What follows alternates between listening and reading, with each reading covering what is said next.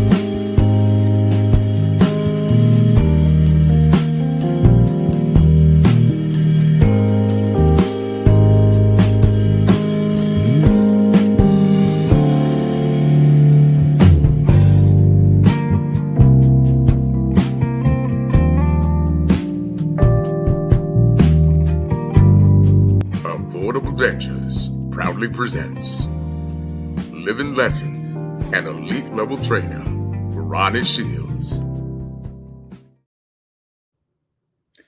Yeah, that's right. We are here live, and it is Tuesday night, and we are very thankful to catch up with the great coach himself, Ronnie Shields. What's going on there, coach?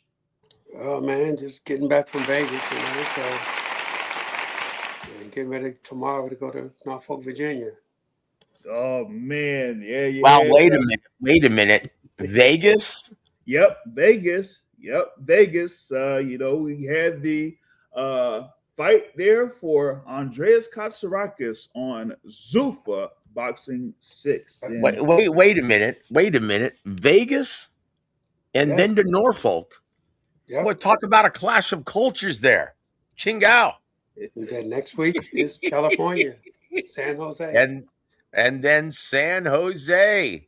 Man, I can hear Dionne Warwick already.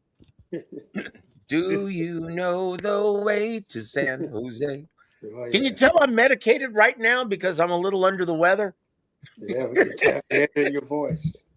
Oh, boy, that's a shame. Getting old stinks, Ronnie. Tell me about it. But it is so good to catch up with the coach. Yeah, you know what? Do you mind, guys, if we just get right into this, please? Hey, we ain't ducking and dodging nobody. It's time for fact or fiction. yeah, we're getting right into it here with fact or fiction with the coach there. So let's see what we got here for the first one. All right. After getting broken down by autistic power, Daniel Dubois, former champ Fabio Wardley will join the Zerto Club and retire because he will never be the same. Fact or fiction? Oh man, I'm gonna say fiction. You know, he got hit pretty good. Put it that way. He got hit pretty good, but Wadley, he really, he showed a lot of grit to me. He didn't give up. And we all know that Daniel Dubois is a great puncher. That's for sure, and he can hurt you.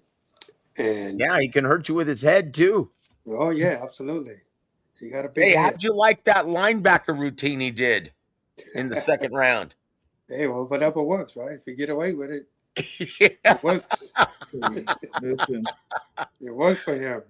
Oh, Hey. jeez. he turned into Bill Goldberg. Yeah. Yeah, he gave him the spear. But I don't think that's what did it for him. What did it for him was the slap. Yeah. Oh, the slapped Don him. Charles slap. Yep, Don Charles. Yeah, when he slapped him, that kind of woke him up a little bit. Looked like he knew he had to do something. So Yeah, that was no love tap. Boy, he No, put it it on wasn't. him, didn't he sure did. he? He sure Yeah, did. like Yeah, like what Roy It's a good Jones thing he did. had a good chin. Yeah, Because if he yeah. didn't have a John good Charles chin, put it he'd on have him. been locked out in the corner. Oh, he's going to look like Josh. He almost looked like Josh Wagner the way he's going to look this Saturday. Yeah. Oh, Josh Wagner? Come on now, James. yeah, man. Oh goodness. Yeah, that fight coming up this Saturday, man. Definitely looking forward to the return there for Brian Norman Jr. as he has his first fight back. So Let's let's jump to go to number this. 3, homie. Yeah.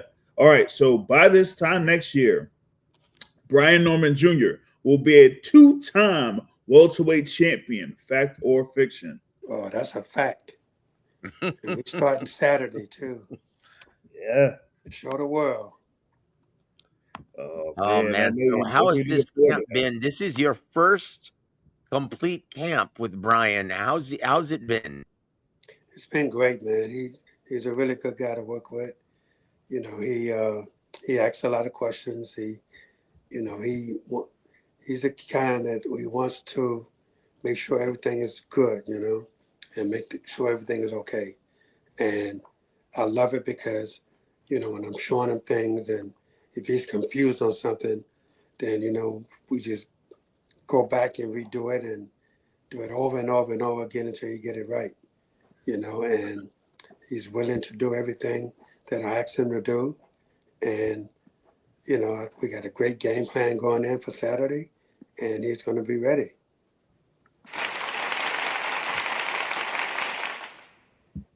We can't wait to see it, Coach. Is Brian once again now? I knew there was some question. If I remember correctly, there were some questions about this. Is Brian still signed with Top Rank, or are they just using him on this card? No, Did he? he's still signed with Top Rank, but Okay, it's a very good, co-promotion with his own promotional company. very good. Yeah, I'm sure he was talked into creating his own promotional company because he uses that as a tax write-off now. That helps him in tax season. I'm sure it does. Just ask Mike Miller. Oh, I love Mike, man. Great guy. Right. I tell you what, though. Let's look. We're going to talk about the main event with bringing up Brian Norman Jr. as well. Now, look, Brian is going to make. Oh, I almost feel bad for his opponent, Josh Wagner. He gonna get his ass whooped, Coach. But let's look at the main event. It's Nahir Albright, who took Frank Martin, gave him the business. I thought Frank was lucky to get a draw out of that. And now he's going to be taking on Keyshawn. Keyshawn seems to be focused on Shakur, on Devin, on everyone else but Albright. Is that smart, Coach? Well, it's not smart if that's what he's doing. I mean, if you look at all the media stuff, that's what he's doing. But I really truly believe he's not going to take this guy lightly. And this guy beat his brother, and so I really feel that he took this fight seriously. He understands what he's up against. He know Frank Martin is a good fighter, and the kid fought him to a draw. So, but I think he understands that he had to get himself in great shape. He could do all the talking and all that stuff, but still, he don't seem like the kind of guy that would just say, okay, I'm not going to train for this guy. I'm not going to do this. I'm not going to do that. And I think he did everything that he was supposed to do to get ready because he realizes that this is an opportunity for him to get the big fights. He can't afford to take this fight lightly because then that would destroy anything else that he wanted to do. So You mean like a Cuban that we know? yeah, absolutely. Same way. Oh boy. We'll talk about that one in a bit. But look, Absolutely. Keyshawn, I think he understands because from what I've been told, this wasn't the quick sellout it was the last time he fought at the Norfolk Arena, right? Not even I think close. he understands that these fans haven't forgiven him completely. Absolutely. for charging them premium prices, getting them to sell out the arena, and then him not even making weight. Yeah. 4 pounds overweight. Yeah, that's egregious, guys. So Yeah. I think he realizes, hey, I need to take this a little bit more seriously. I can't just be talking smack and expect to skate by. Yeah, once again, this is a tough kid. This is a very smart, capable opponent. Oh, Now, absolutely. would you classify Nair Albright as an opponent, coach? Or is he a legitimate Absolutely. contender now? He's a legitimate contender. So he's not just the average, you know, he's not just the average matchup. So, you have to take this guy seriously. And I'm pretty sure he did. I don't think you'll have any problems seeing him making weight or anything like that. I think he's going to be ready, and it's going to be a good fight. But So styles you're make fight. saying that Nair Albright isn't a Zach Chile? Absolutely, well, he could be. Yeah. He could be Chile. That's the Oh, he thing, might be Chile. you know. Uh, Yeah. but that's Okay, something. enough. Look, we're going to have to see the best Keyshawn. The best Keyshawn can win this fight. So, Yeah. and I suspect we're going to see the best. Well, you're gonna need to see the best because this having this fight here at the Scope Arena this weekend, it's another chance there for Keyshawn Davis because I think that not only the fans there in Norfolk really got a bad taste in their mouth, so to speak, there when he missed weight when he was supposed to fight Edwin De Los Santos, but the Right. people within Top Rank were not happy about that, at all. So even though he kind of like redeemed himself a little bit with his fight against Jermaine Ortiz in January, they're like saying, "Hey, okay, we'll give you another shot here, at your hometown again and headlining your hometown." So hopefully Right. he knows what the ramifications are for this and takes it really seriously to hear Albright. Yeah. No, but I really and truly believe that he learned this lesson, that he can't take this game half for granted. You have to be at your best. And, he's going to continue to talk the way he talks, but I think he really took training seriously for this fight. Yeah. Well, I hope so, because according to Terrence Crawford and Bomac, he took the camp seriously before, but he decided to party during fight week instead of steering the course and listening to his team. Yeah, that's what I'm saying. The thing about boxing and about life, you live and you learn. And I'm pretty sure he's learned his lesson. Well, I tell you what, let's go back to this, guys. Hey, we ain't ducking and dodging nobody. It's time for fact or fiction.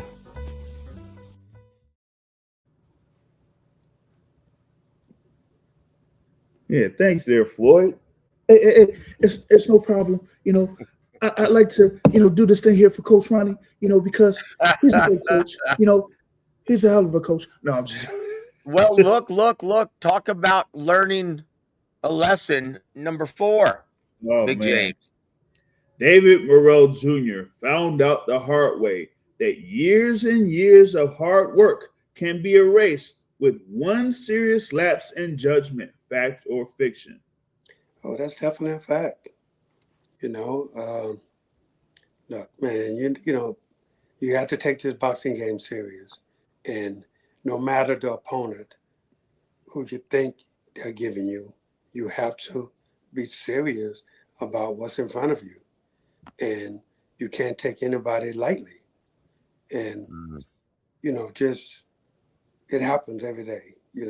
People in this game sometimes just figure, oh, okay, they're not gonna put anybody in front of me because it's a last minute deal. Well, sometimes the other guy's ready. So, and if you're not ready, or if you don't think that this is going to be a serious threat in front of you, this is what happens. You lose, you get knocked out, and Well, that's what happens. Coach, look, and even though in fact or fiction, the prognostication says years and years of hard work can be erased with one serious lapse in judgment, it wasn't exactly one lapse in judgment, was it? Oh no, absolutely not. This had Oh, been something wait, that had been, from what I was told, and you don't have to confirm this or not, but from what I was told, this had been going on for quite some time for several different camps.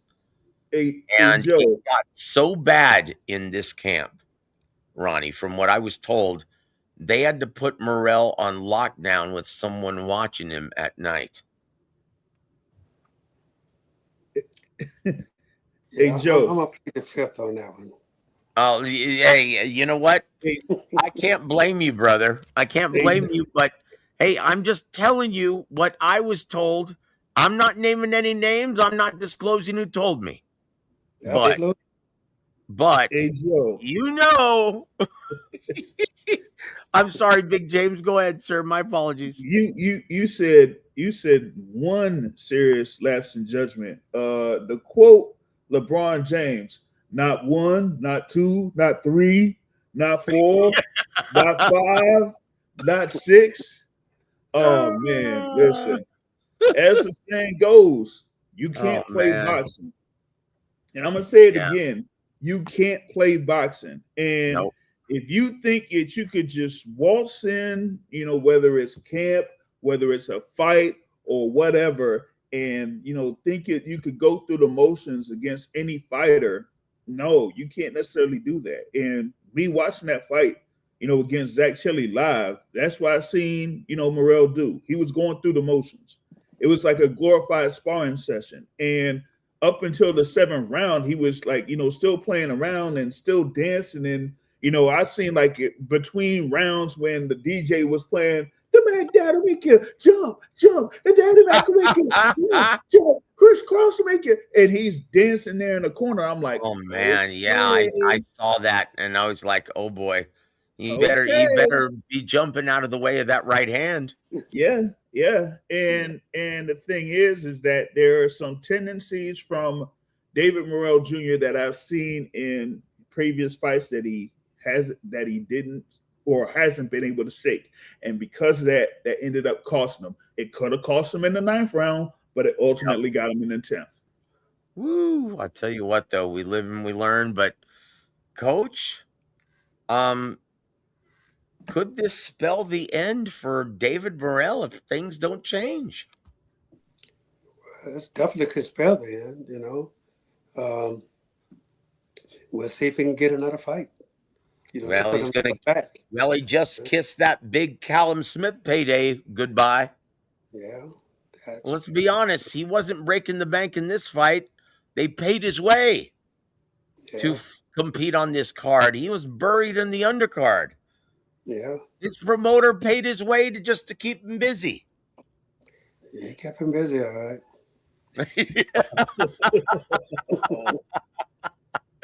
Woo, that's the quote of the evening so far. Guys, let's go back to well, you know what? Let's do like House of Pain and let's jump around. Let's do this one because we haven't spoken with Coach since this happened. Okay? Big James, number 6. Pack it up, pack it in. Let me begin. I came to win by the me. That's what's oh my bad. All right, here we go. I'm Number gonna play 6. that this Friday.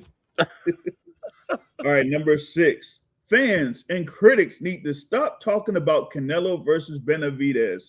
It's a mismatch at this juncture of both fighters' respective careers. Fact or fiction? Oh, that's definitely a fact. Yeah. The thing about it is, Benavidez is not going to go to 168 pounds. Mm, That's for sure. He could never make it mm. again. He couldn't even go at a catch weight at Nope. 174 pounds. He wouldn't do that. So I think Benavidez is probably going to kiss light heavyweight goodbye too. I think cruiserweight, he may even, there's talk of him fighting heavyweight. So, Oh but boy. but you never know. But I think a great fight is Benavidez and Jai Opata. That's a great fight. Coach, that is one of the best fights you can make in boxing. Yes, Oh, by far. But can but the you problem, please address the fan conspiracy theorists talking about the elbows on the inside from David Benavidez? well, man, look, the guy throws a lot of punches. And, Peter Vitters, I've never known him to be a cheat or to try to hit somebody with elbows. That's not him. I've never seen him do anything like Coach, that. please tell them that this is a fight, not square Oh, dancing. absolutely. This is a fight. Things happen. You make certain moves, you get hit with the elbow. I've seen it over and over and over again. It happens in the sport, But to say he deliberately threw an elbow at Zerto that's ridiculous. Nowhere in the world would this guy do this. He's too classy of a fighter, and he doesn't need to do that to throw elbows to win fights. Absolutely not. But he's a volume puncher, and sometimes when a fighter, on the other end is moving his head, he'll move it, and he'll miss a punch, and you get caught by the elbow. It happens in the sport. David Benavidez isn't the only guy in the sport that have mistakenly thrown an elbow and hurt somebody, hit somebody. And, it happens every day in the sport of boxing. So you could forget that. Yeah, look, it's not like Wembenyama from the Spurs.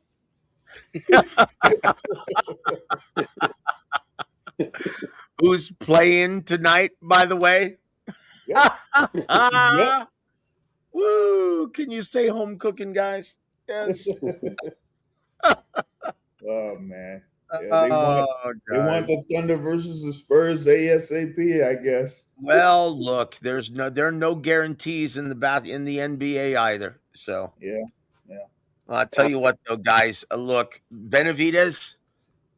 Look, we've got another one concerning Benavidez. Let's just jump right to that as well, okay? Let's do this. All right. Hold on. I messed up here. Hold on. There we go. David Benavidez is a top 3 pound for pound fighter at this time. Fact or fiction? Oh, that's a fact. That's a fact. This guy, he'll fight anybody. The problem is anybody won't fight him. And that, this look, guy can't buy a fight. And after that Zurdo beat down, Coach. Here's the thing. He's for a big guy to throw that many punches, to be a volume puncher. Nobody want to compete with that, Coach. Nobody want to compete with that, and he's a problem for so many of them. This is why he can go up in weight, because he's a volume puncher and he keeps that going. And these guys can't compete with that. His accuracy is crazy with the volume that he has. So, a lot of guys at the top are going to avoid him, which I don't blame. But, he deserves to be recognized as one of the top pound for pound fighters in the world. Amen. I don't think there's any debate, Coach. He is that good. Yes, and he's seemingly getting better with each performance. Oh, absolutely. Absolutely. Like, think about this. Zurdo, no one, say what you want about Gilberto Zurdo Ramirez, but no one had ever done that before. Oh, no. Not Bivol, not anybody. No. That was impressive, because Zurdo, say what you want about him, he is usually customarily very durable. Because he's a big dude. Have you seen the size of his noggin, Coach? Oh, yeah. He's a big guy. Absolutely. Absolutely. And Benavidez just made him look like nothing. Yep. Just mowed through him with that hand speed. Coach, have you ever seen a cruiserweight with that kind of hand speed? No. You haven't seen a 6 to 8 pounder with that kind of hand speed. You haven't seen a 5 pounder with that hand speed. And you definitely haven't seen a cruiserweight with that hand speed. You're definitely not going to see a heavyweight with that hand speed. Man. Wow. Wow. So we have a question from Mr. Adam Hurley. Good to see you, brother. Thank you for supporting the coach. He says, Ronnie, do you think that Benavidez might have been taking or might have taken something from David Morrell Jr.? You know what? I really don't believe that. I don't believe it. I I don't think think Hennessy took you know. something from David Morrell Jr. Hey, No, but but let me tell you something, man. So I'm sorry, guys. My no, apologies. I was just no, trying to that's make a joke. but listen. Here's my thing, right? David Morrell at 168 pounds was vicious, you know, and Hmm. really and truly, if he wasn't so, if he was a very serious guy about his training and everything, this is where he need to be at 168 pounds.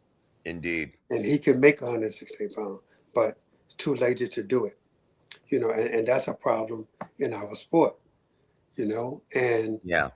but these guys, man, they don't put 100% into it these days, that like the old school guys. So it's a shame, but really and truly at 168 pounds, he could be the king, even with Canelo there. So, Yeah. but being lazy, it's not gonna do it for you. Well, look, mm, I'll say this. Benavidez, I think he's just a naturally big dude. And I yep. think you're right that there's no way in Hades he makes 68 any further. Because I can say this. I've seen Benavidez in camp, and I don't think the only guy that comes close to working as hard as Benavidez in the gym that I've ever seen has been two guys, one Bernard Hopkins and two Gennady Golovkin. Because Benavidez is the first guy in the gym and the last guy to leave. Yeah. He is a workhorse, and this guy is a machine in the gym, and I think it shows in the ring, coach. Oh, without a doubt, man, without a doubt. You don't see him tired and slumped over. You know, you don't see any of that. All you're seeing is him about business. Hmm. Making someone you know defend against him. And it's one of those things that he's made it. He laid the groundwork for himself, and you got to give him a lot of props because it's going to be hard to match him now. Yeah. None, Man. none of these light heavyweights want to fight him. They don't want Mm-mm. to. They don't want to get in the ring with him. So so we'll see what happens at cruiserweight. And the problem at cruiserweight now is Jal Patel is with Zuffa, and Oh, jeez. I don't see how they can make that fight now. Yeah, that's coming Man. up here in a bit on Fact or Fiction, guys. Man. Jeez. Yo, the thing with Benavidez, right, is that he started off like, what is it, like from 14 to 15 to 16, getting up in weight. And then before he kind of like started his career off, he was around that 200 or something range, and then working himself down to get to 168. Yep. So you imagine like how much he had to work in order to get to 168, Oh and yeah. then still having that same type of work ethic over the course of his career, winning the WBC Super Middleweight Championship, and then just carrying that over. So now with him getting up in age, it's like, yeah, you had to work very hard to, get down to 168, but with the metabolism, it's like, okay, now you know what it takes in order for you to, keep that activity going while Yep. you're at 175 and now at cruiserweight. And so hey, I don't know if he can get a fight with Noel McCallion or something like that because yeah, I don't see him getting Who? down to 175. Yeah, exactly. I don't see him getting down to 175, right? And apparently, thanks to what happened over there at the Co-op Live Arena with a Mr. David Morrell Jr., that means that Callum Smith could be the next person in line to face Dimitri Bivol. So any possibility of Benavidez versus Bivol at 175 could basically be out the window. Well, look, that's if they still want to honor the sanction organization. Something tells me though that both men are at the stage of their careers where they just want to get it on and they want to fight for the ring, not any of the other crap. Because come on, guys, come on, this is now for legacy. This is legacy. But I will say this, though. I will say this. Sky is the limit right now for David Benavidez, and he is currently the toast of the boxing universe. And congratulations to him for sticking it out, because Canelo, yeah, well, now we're seeing why Canelo saw this a long time ago and said, no, you give me 200 million and I step in the ring with him tomorrow. Now he knew what he was doing. He was pricing himself out. And right now, Ronnie, can you blame him? No, not at all.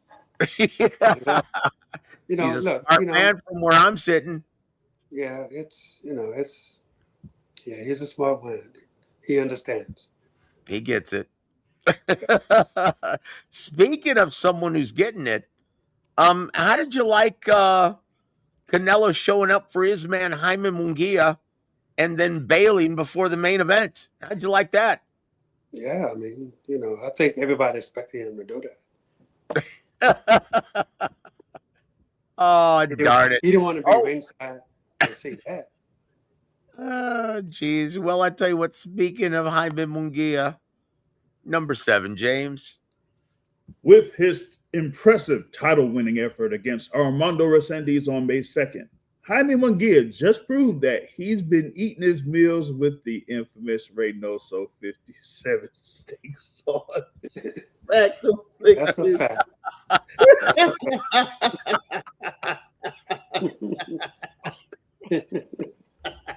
Yeah. Well, but he's taking all the tests, so we can't But come on, Coach. Look at the history of that gym. I know. It's wild card part 2. I know. I mean, how many guys have to test positive before they shut that operation down? Yeah, I know. Damn. Hey,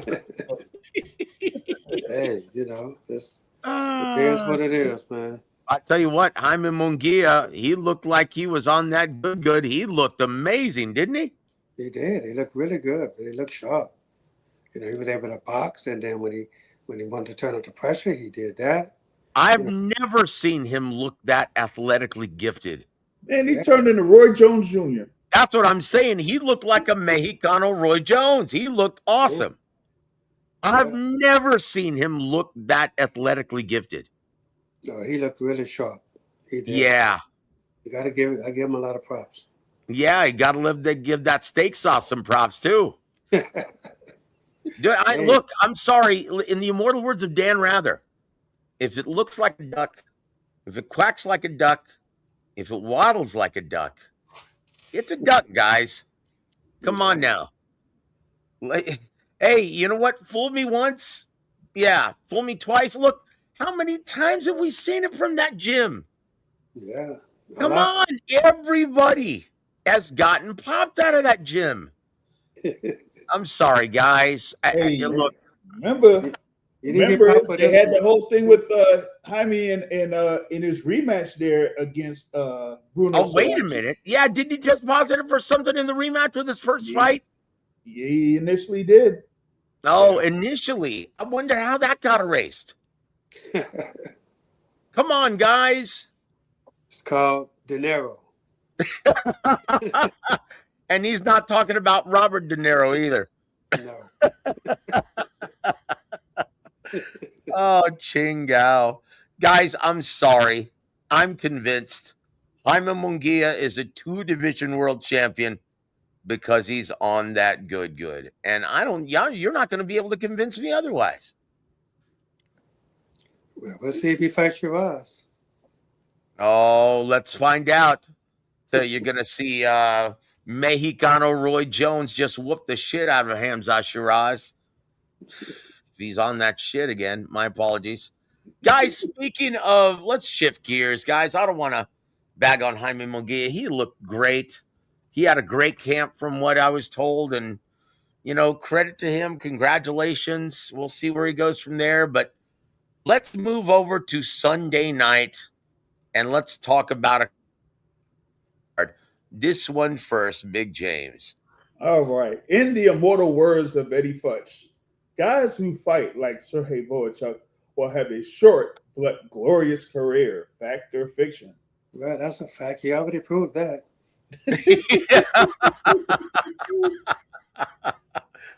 Oh You know, man. I was, we rode on a bus with them, all week, leading up to the fight, and he seemed like a really nice kid, but, and I know he's training really well. But man, you know, he just, this kid has run into a roadblock. It's crazy. Well, coach, was that Virgil Ortiz fight? Did it take that much out of him, maybe? Because let's be honest, he hadn't looked the same since. He got his ass whooped pretty good. He Brandon Adams put it on him pretty good. Yeah, Now Sugar Shane Jr. yeah. Oh, I don't know, man. Maybe he should start training with Eddie Reynoso too. Yeah, maybe he should. Maybe Get he some can happy revive juice. his career just like he has Munguia. Because both guys like to block punches with their face, and then all of a sudden, Munguia's doing the shoulder roll. Man, what's going on with that? And Hey, here I thought we were going to change the subject, man. Look, it just freaks me out, guys, how fans are so fickle. They just give them a pass, and it's pretty damn obvious, guys. yeah, I mean, Ronnie, you know, you know what you're looking at. yeah, He we was see doing the shoulder roll, coach. it. Yeah, Munguia. That's That's crazy. Let's shift gears. Well, congratulations to Sugar Shane Jr. I felt really good for the guys. I really like Shane Jr. and Senior. Two of the good guys in this business, man. And yeah, I really I was really proud of seeing Shane Jr. Walk through fire, take some punishment, and ended up getting the better of the exchanges. Your thoughts on that main event last night? yeah. I mean, like I say, we was there, but with Zuka, after your fight, you have to leave. So What? yes, yes. Can you explain that to us, Coach? They have this thing, right? So my fighter, right? He fought the first television fight. He was the TV opener. Andreas Kaskarakis. So after his fight, you know, they take your bags and everything when you get ready to leave to go to the ring. They take your bags and put it in another room. You've got to be kidding me. No, this is seriously. So they take your bags, put them in another room. So after your fight, as soon as you get out, you go to the commission first, and you take your gloves off there and all this stuff. Then you see a commissioned doctor. They just make sure everything is okay with you, which is a good thing. They make sure everything is okay. Then they take you from that room, put you in a room where you have all the reporters. And for us, it was like 3 reporters or 4 reporters that was there. And, you do a mini press conference there. And after that, they take you and you get your bag. They tell you, okay, your car is waiting outside for you. Y'all got to go. At that point, I had to stop them. I said, hold up. Can my man at least change? He still had his trunks on. Oh my gosh, I that's said, ridiculous, can Coach. he at least put his trunks on? I mean, put his pants on, I said, he's still sweaty. Can you at least let him change? He said, Oh okay, my well, he can gosh. go in that room. He can go in the room where y'all bags are, and he can change his clothes, and then y'all have to go. And we got in the car. They took us back to the hotel. Now, obviously, I think my father and them knew that. I didn't know it, but because they had 4 ringside seats for them, but his wife them ended up buying tickets because they didn't want to leave. You know, they didn't want to leave after his fight. So they gave a friend of mine 2 tickets, and I called him up. You know, after our fight, and I said, "Hey man, where you at? You still there?" They make you get up and leave too. They make the 4 seats that they put you at ringside. You got to You've get those. got to be You got kidding to me. get those to the next fight, to the next fights, to the next fighter. His people sit in those 4 seats. Have you ever heard of that? Like Don King didn't even do that. I had never heard of that before. That's like treating your people like cattle. Yeah, I mean, you get good seats, but as soon as your guys' fight is over with, they come get you and they put you out. You can't say I'm Wow. gonna go sit somewhere else. No, you got to leave. Ooh. So Well, I guess Eddie Hearn was right. They do have a garage. You know, I well, mean, it's something. you know, It's something and I've never seen before. So, you know, but they put the fighter out too, man, and they have a car out there waiting, that's and they shocking. take you straight to the hotel. That is shocking. So it's true. They do treat their talent like cattle. That is Well, shocking, guys. You heard it here first. That's shocking. yeah, I mean, that is shocking that they make you leave. I mean, even the fighters, man, I couldn't believe it.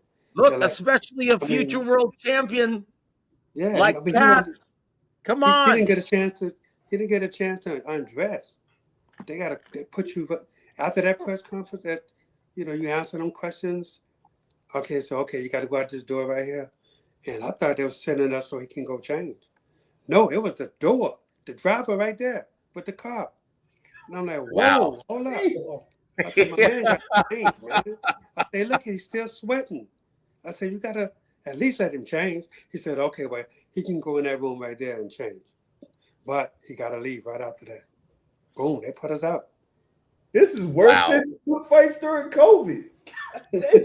You know what? And that's a future world champion right there. Yeah, Andreas Katsourakis. yeah, I couldn't understand it, man. It was crazy, So, That's but ridiculous. that's one of the knocks that I have against them is that. Oh, you mean besides the ugly ass trunks? The pajama pants? you know, Jeez. but I do give them credit for like before the fight, right? Like leading up to the weigh-ins. They have nutritionists there that's unbelievable. They get with the fighter every day. They make sure they're eating good, drinking, staying hydrated. They make sure of everything. And man, I mean, I was really floored by that on the good thing that they do for the fighters as far as weight is concerned. They make sure they put them on a scale. You can go get on the scale like 2, 3 times, and they right there to to give you the amount of food they feel you should be eating. They make sure you are eating, and they make sure you're hydrated, and so it's good and bad to it, but you know everything is about the fighter, which is the way it's supposed to be. But some things, like I said, sooner the fight is over with, if you ain't the main event, boy, they kick you right out. Wow. That is quite disturbing. That's quite shocking. I tell you what, bonus factor fiction. Floyd Schofield Sr. says Shakur will never fight his son. And you mean like Floyd Schofield Jr. will never fight Justin Paldo? Is that what you're saying? Jeez. So Jesus M., thank you for supporting the coach on this day, says, any news on brother Justin Paldo? Yeah, well, Justin is in the gym waiting right now. He's waiting on his man. His manager is sorting out something for him, so we should have some news really soon. Well, I tell you what, it's not going to be Floyd Schofield Jr. No, and plus I'm hearing Shakur is talking to Zuffa, so definitely. Oh, Definitely jeez. Oh, my gosh. Look, and I think Eddie Hearn is right on the money with that. He says, well, let's be honest, right? Even though they're going to sign for Zuffa, they're not going to fight on any of their cards in the garage, right? They're going to be fighting on Turkey Al Sheikh, either Riyadh season or ring cards. That's it. Yep. And let me ask you something. Since the Iranian conflict, has Saudi Arabia scheduled anything for Riyadh season, or has it just been ring? Yeah, I'm not sure. Coincidence, guys? Yeah. I tried to tell you guys when the price of the barrel, when it went up, yeah, you were going to start to see Saudi Arabia pull out of these events. Yeah. I told you guys that 2 years ago. Look what's happening now. You know, we have kind of a knack for doing that, Coach. Oh, on yeah. this Absolutely. Oh, boy. Okay, hold on. We've got a couple more, guys. Hold on. Let's go back to this, guys. I want to address this. Oh, boy. James, number 2. We're going back to number 2. All right. Despite terrible rumors from guys who don't know the British market, no, Dubois will not fight Deontay Wilder in London next. Fact or fiction? Oh, that's a fact. That's a fact. Oh, jeez. You know, I mean, I don't even see the reason for this fight. So, you know, I mean, I don't think nobody will watch this fight. For what? It doesn't mean anything now. You know, they should have fought when it meant something.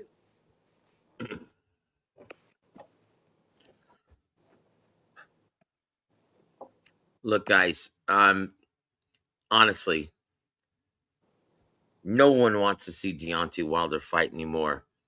I mean, look, you had your day. You've received big paydays in your career, a lot bigger than 99% of the boxing participants will ever see. Consider yourself thankful and be thankful and consider yourself lucky to have received that. Yeah. But did you see Deontay Wilder in this last fight with Derek Chisora? In what universe does he deserve a shot at a world title, Coach? No, he doesn't. That's embarrassing. That's Yeah. embarrassing, guys. And it was Chris Algieri who said this. Well, yeah. Shocking. So here's the real question, Coach. Will we see Daniel Dubois or Fabio Wardley for the remainder of 2026? Well, I think we're definitely going to see Dubois. Definitely. I just think he needs to stay away from Itama. Well, look, from what I've been told, and I'm supposed to keep this on the down low, so I'm just going to tell my good friends, you guys, Moses Itama is injured again. Oh, wow. This is a problem now, Coach. He seems to be injury prone, and I think it's the same bicep or arm that's bothering him. Damn. Yeah, he's injured again, guys. He's So a that young fight guy. with the winner of Phillip and David Allen isn't going to happen anytime soon, or the fight with Dana Dubois. It's not going to happen anytime soon, guys. Right. And I know this to be true. Do you smell an article there, James? Yeah, guess I'm gonna have to write a follow-up. Yeah, because he's been injured, guys, and he says he's not even in camp right now. He's a young guy, man, to be injured all the time. I know. Does it have to do with how athletic he is, how explosive he is? What do you think that has to do with? Or maybe you think it might be that Reynoso 57 steak sauce too, Coach? I don't know, man. I don't know him like that, so I don't. You're going to plead the I fifth can't. again? I'm going to have to plead the fifth on that one.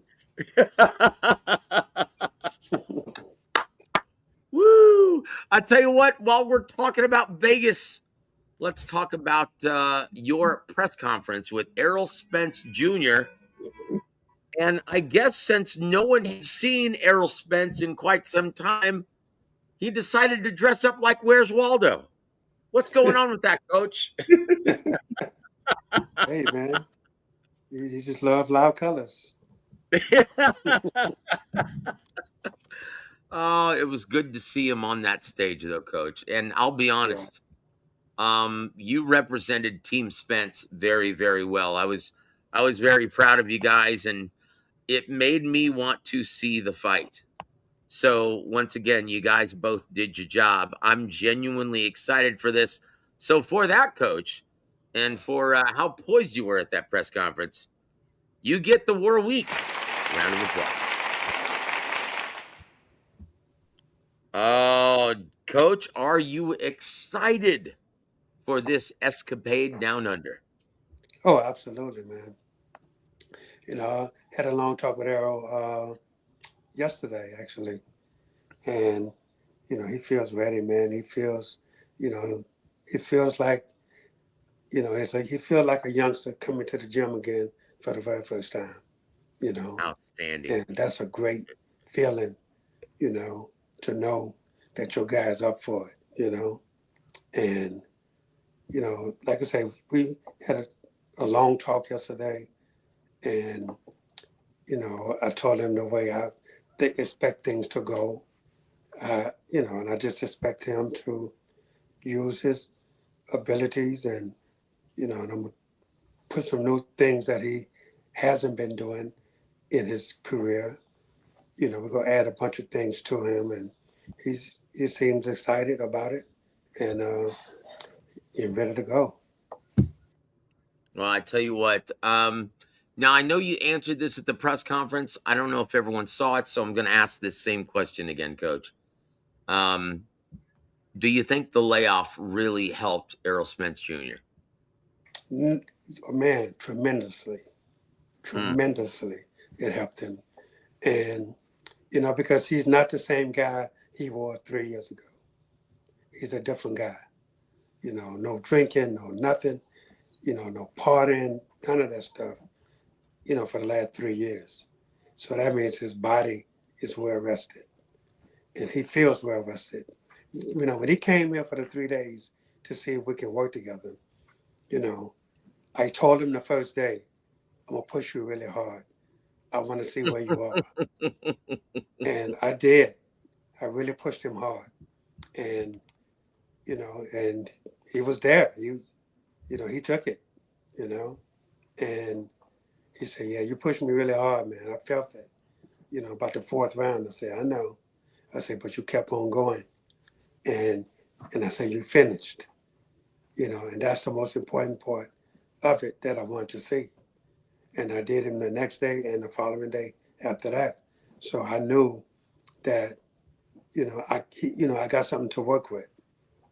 And the thing about it is, there's so much that I can work with it with him because of his style, you know. And man, you know, he's excited about it, so am I. So. Yeah, we're all excited, Coach, including our friend Peter Von Arx. He says, Coach, it's good to see Errol back again. He also says Errol versus Tim is going to be a great fight. Absolutely. And he agrees with me. He says, yeah, Coach Ronnie was cool at the press conference. Sure was. Like a cucumber. Like the other side of the pillow. Yeah. I tell you what, good to see you on that stage, Coach. But look, let's go back to Sunday. This is a problem. Andreas Katsarakis. This guy is being just as avoided as David Benavidez in his respective divisions. What can we do to get Andreas a real fight, Coach? Well, you know, let me tell you something leading up to this fight, okay? Andreas went to Vegas before I did. He went on last Tuesday, okay? Him and my other trainer, Travian, they went. They went a couple of days before me. But leading up to like that Sunday, he called me and he said, Coach, I don't feel good. I'm not gonna come to the gym Monday. Wow. You know you leave on Tuesday. He said, I know. So he said, I'm not feeling good. I said, okay, don't worry about it. Just rest yourself and drink a lot of fluids. And, he said, I'm doing that. So, okay. So Tuesday, the day that they left, he came to the gym, but I didn't let him do anything. I just made him shadow box and, you know, just I say, man, you got to relax. You got to keep yourself hydrated. So he said, okay, that's good. So when they left on Tuesday, and he called me on Wednesday, said I feel a little bit better. I said just shadow box, don't do nothing else but shadow box, and just eat and keep yourself hydrated. He said okay. So when I got there on Thursday, he said, and I went to see him. I said, how you feel? He said, I feel a little bit better. So I said, well, we go to the gym and we work out, do some hand pads. And I did. And man, I was really worried, concerned that because he didn't have the sharpness that I knew he was supposed to have. Mm. So he said, but coach, I promise you I'm feeling a lot better. I said, okay. So Friday, I brought him back to the gym on Friday and I just made him shot about 10 rounds. And he started looking better. So I said, okay, cool. So Saturday, after the weigh-ins, he said, man, I feel so much better. I said, okay, good. And so on Sunday, on fight night, in the very first round, he went out and I didn't like the first round. So I had to jump on him when he came back to the corner. And I told him, I said, that's not you out there, man. What's that? Boxing? I said, no. You got to get on this. That's not the way we train for this fight. And he did. From the second round on, he fought the way we trained. Yep. And but the thing about it was, he still wasn't 100%. So they haven't seen the best of Andreas Caracas yet. But I was proud of him because of the way he fought, and and he paid attention to what was said in the corner, and and I was just so happy for him, man, because that week was a tough week for him, and people don't see that on the outside. You don't see that, So, but coach, is he going to stay at 160 from now on? well, he has to because he's with Zuffa. They don't have a division. Oh, that's right. I forgot. They don't recognize junior middleweight, do they? No, not at all. Oh, Ching Yao, man. That is ridiculous, guys. Like, that is, Ooh. you know what? That deserves a double boo. Boo. That is absurd, coach. They don't recognize 154. No, they don't recognize 140 either. Oh, my goodness gracious. If you fought at 140, you might as well think about 47 or go down to 35. That's terrible, guys. They That's don't have terrible. 4. They don't have 68. You That's know, terrible, guys. These, and once again, these additional divisions were implemented for the fighter safety. safety. Yeah, absolutely. That's a no-brainer, guys. How did they convince the commission that they were going to do this? Well, everybody and their mama feels that, that guys was too big for certain divisions, and they should, you know, have to fight in certain divisions. People thought, oh, that they're getting down because they don't want to fight in the higher division. That's just that. If you can make a certain weight, then you should be able to make it. Yep. Simple. But Yep. take away, you know, they wanted to go back to the original 8, but they had to keep cruiserweight, so that made it 9. Oh, geez. Well, we'll see what happens. But congratulations, coach, getting the big victory over Misael Rodriguez. Absolutely. And so, when do you hope to see him back in the ring? I don't know. He's going to let me know soon.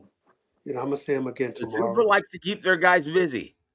And you Yeah. know what? It's shocking, but I don't know why people aren't talking more about Andreas, because that victory over Brandon Adams keeps getting better and better each day. Oh, absolutely. So, guys, we'll see. But congratulations to Coach and Andreas. Great job. Number 9, James. Bam Rodriguez will hand Naoya Inoue his first professional loss. That's all. Fact or fiction? Man, that's fiction to me. I think he's too small. He should stay. He's a great fighter, it's the man. peach fuzz mustache, isn't it, Coach? Oh yeah, he's a great Bam fighter. Bam needs to shave. But Bam is a small guy. Yep. Keep going up too high, then it's gonna be too much on him. AKA Curious George. Doesn't Bam look like Curious George? He's that kind of. What is he? 5 foot nothing. Yeah. He looks like the Mexican member of the Hobbit. Yes, he's a small guy, but really and truly, he's pound for pound one of the best fighters in the world at his weight division. There is. And sometimes you're trying to bite off more than you can chew, and going up to fight Inoue, which is a great fight on paper, but I think Inoue is too big. Well, we'll see, guys. And what were your thoughts on Junto Nakatani coming up short against Naoya Inoue? Were you a little disappointed in the first half of the fight that it seemed that maybe he showed Naoya Inoue, the monster, a little too much respect? Well, I didn't see the fight actually. I read about it though, and that's what I read, that he did. He showed a lot of respect, and sometimes it's hard not to respect some of these fighters, but when you want it, you got to go out there and get it. Yeah. That's just the true facts about it. No matter who it is, if you want it, you got to show it. You got to show you want it. Yep. And now they're talking about a rematch. Apparently, Junto Nakatani had, I guess, reparative surgery. Right. To fix a lingering ailment, and after that, they're going to talk about a rematch possibly early next year, maybe the late December of this year, the New Year's Eve show. But wouldn't you guys rather see Bam Rodriguez versus Naoya Inoue first? Yeah, well, I mean, look, it's a good fight. So, but look, Inoue is fighting everybody. He don't care. And he's fighting all of the best guys. So for me, Bam that's a great fight. I mean, it's really a good fight. This kid he's fighting, he's not taking any other fights but the best fights that's out there. And you got to respect that. You have to respect him for that. Yep. Well, I tell you what, let's move on. Fact or fiction? Last one, Coach. All right. Bill Haney is wrong when he says, hey, Shakur Stevenson fight must happen at 147. Because Bill and Devin don't call the shots in this scenario. Fact or fiction? No, that's a fact. Come on, man. They can't expect Shakur to go up to 147 to fight him. Yeah, who do they think they are, Coach? They don't dictate nothing like that. Shakur is the draw. Yep. He's the draw. Yep. Last time I checked, he sold out Madison Square Garden and dominated on the big stage. Yeah, Devin Haney, his last fight was in the co-main event. Yep. Of a David Benavidez card. Yeah. And this guy wants to call the shots, Coach? No, he don't call nothing. Not at all. They know that. I tell you what, why don't you give Brian Norman a rematch? How's that? Yeah, absolutely. Yeah. Coach, how different would a rematch between Brian Norman and Devin Haney look? Oh, it's just a style difference. He's going to see a lot of difference in Brian Norman. He's going to see things he's never seen Brian do before. So, absolutely, this is going to be a different fight. Wow. Now, let's say this: if Devin Haney, if he signs with Zuffa, is he fighting Conor Benn? You think that's why he's doing it? Of course. Oh, jeez. That's the only reason to do it. They pay Conor Ben about $15 million for Reach's program. Oh, jeez. Around that range, yeah. So, So, against a Coach, Haney, if you they would have to had to pay guess, Devin a lot of money. oh, jeez.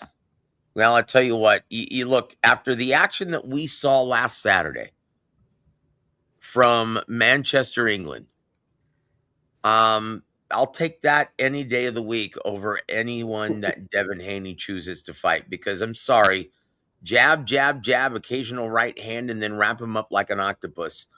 No, thank you. I'd much rather see two guys willing to fight, not slow dance and blow kisses in their ears. I'm sorry. Look, guys, Devin Wait, Haney, he so seems you're like a good saying, kid, but I'm sorry. I don't want to see that anymore. wait, Joe, so you're saying he's a welterweight Vladimir Klitschko? Yes, that's exactly what he is. And I can say this now that Emmanuel is no longer here, God rest his soul, but I always hated that. Coach, come on. That's not fun to watch as a fan. Yeah. Nothing breaks the flow of action like holding your guy on the inside. Fans don't like it. It keeps fans away from the TVs and the arenas. Yeah. And you know what? Referees need to do a better job of penalizing or just disciplining these fighters. Say, hey, I'm going to take a point away. Keep doing that. I'm going to take a point away, guys. Because it's crap. It makes for a terrible product on TV and in person, Coach. Yep. I don't know what else to say about that.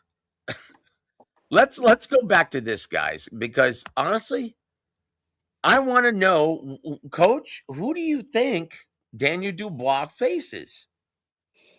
Oh man, that's it's hard Do to you say, think man. he takes on, because they're both Frank Warren guys, but this is a tough fight.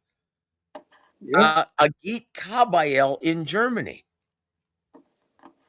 Yeah. I don't know, man. And who would you favor? I would favor Dubois. Mm. I would favor Dubois. And the reason I would because of his power. Mm. And and he's really showing a good chin lately. Yep. So I don't know what they're doing, but his chin has picked up lately, that he can really take them shots. Well, I just told you why it's not He going to got be dropped low. against Wally, but he got up and came right back. Mm-hmm. So, I have a feeling it's going to be Agit Kabayel. Because that's a strong possibility. I can't see Dubois fighting a rematch against Philip Hrgovic. No. Yeah, that's not going to happen. And Moses Itam, I can tell you this, he's not going to be ready, and he might have to have surgery. Yeah. Ooh. Did I say that out loud? I was just supposed to be thinking it. Oh, But okay. that's the truth, guys, and they don't want Thinking out loud. That's all. They don't want you to know that. That's the reality, guys. I'm sorry to say that. So with the whole thing there with Moses Atama, and we had the thing there as far as like his schedule.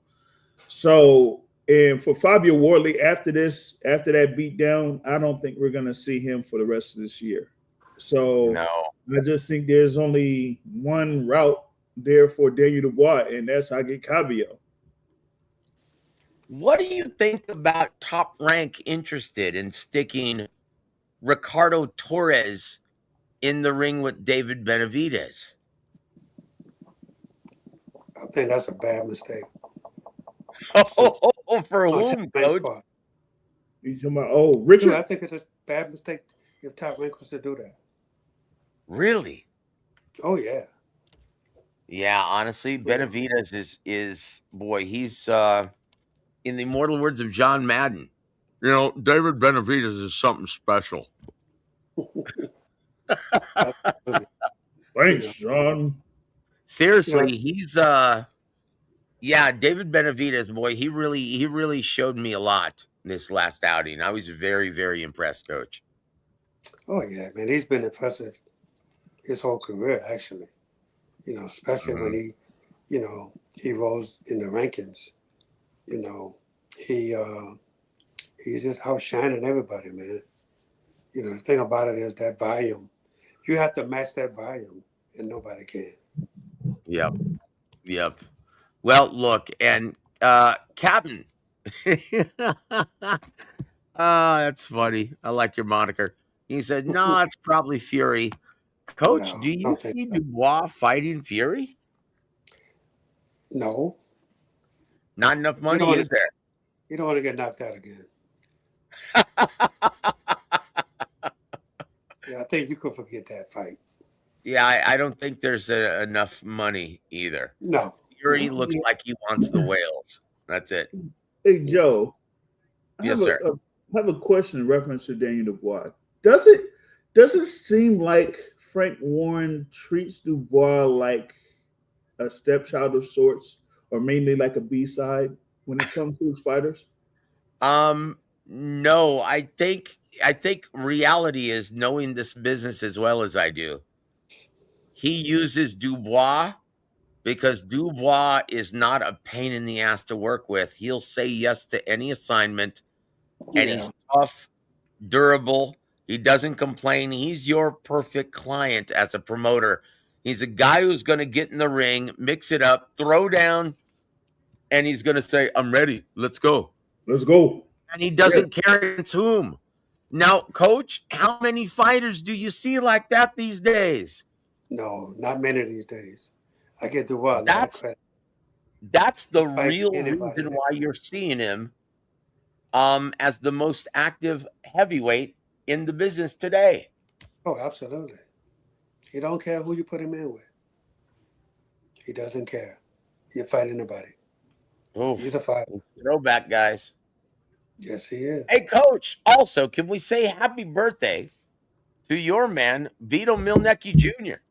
Oh yeah, absolutely. Happy Vito. birthday, Vito. There he is. Woo! What is he, 25 now? Yes. Wow.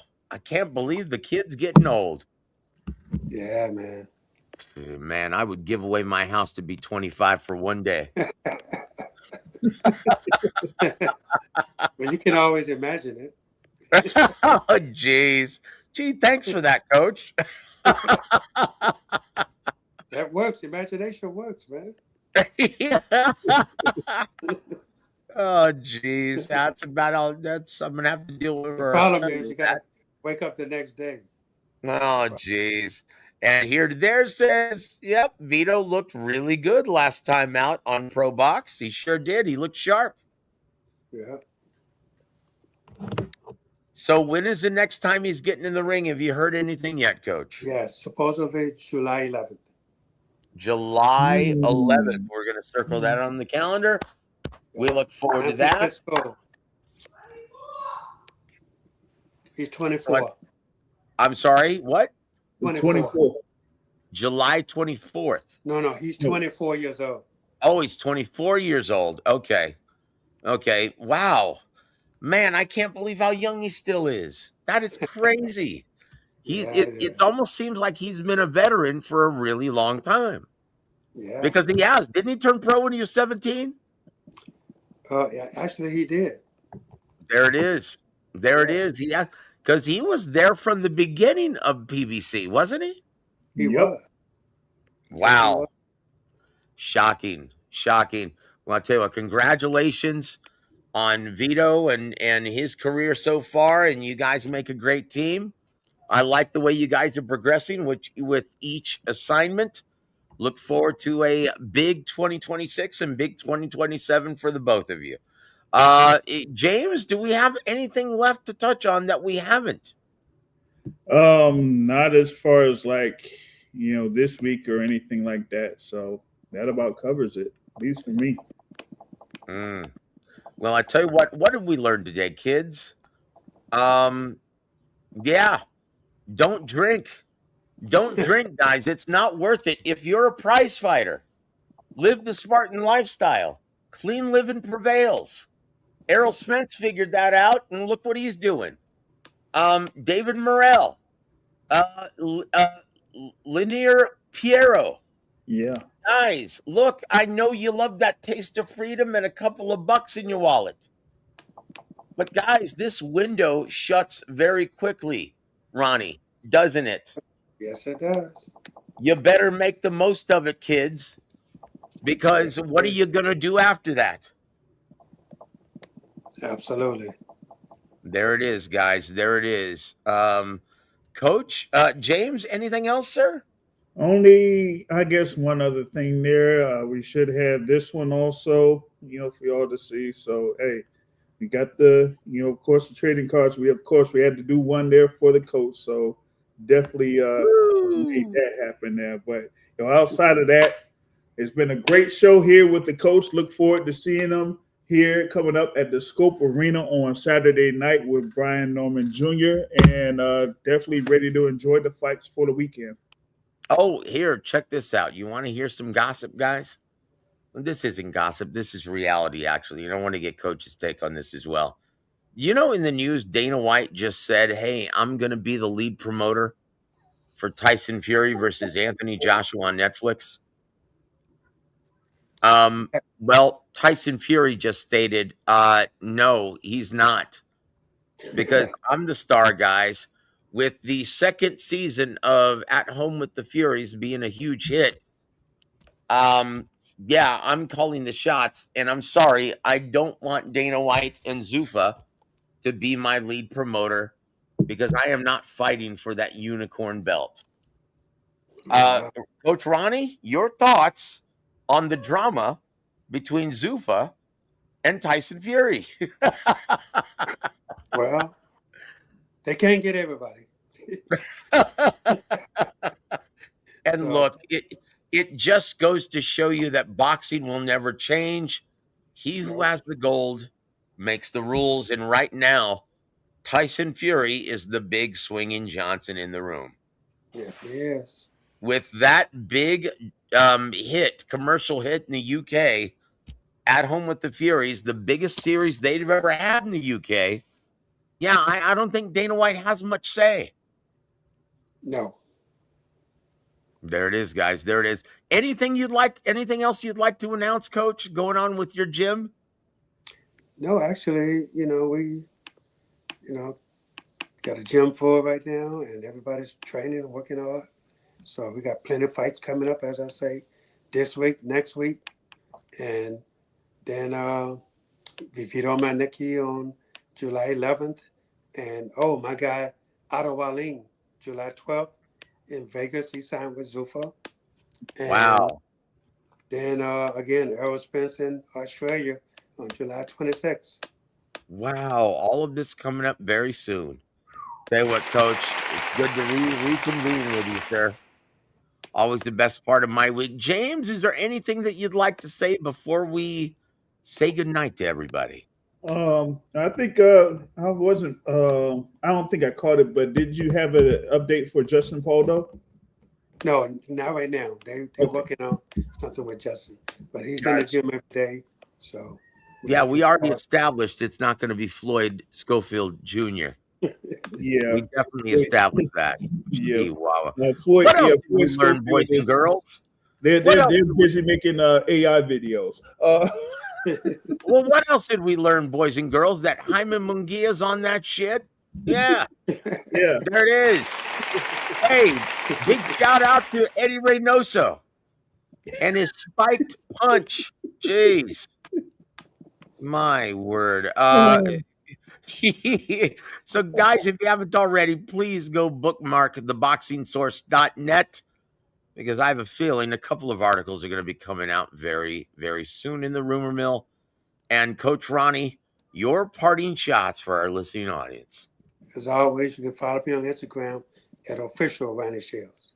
Guys, on behalf of James from the Boxing Source and the living legend, one of the greatest trainers of all time, Coach Ronnie Shields, I'm little old humble Joseph Heron, getting old, and you've been listening to Real Boxing with Ronnie Shields. Have a great evening, everybody.